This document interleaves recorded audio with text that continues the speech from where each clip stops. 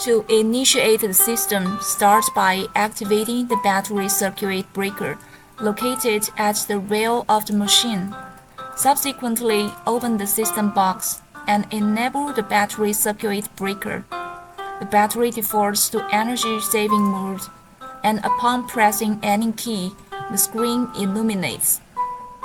Once the inverter is powered on, establish a connection with the AC load, allowing it to operate seamlessly under load conditions.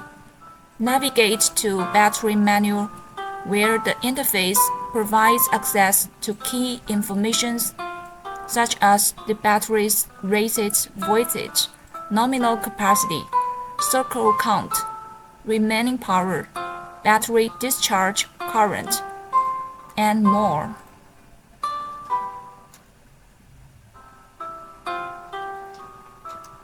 Upon connection to mains power, the system transitions into main power mode.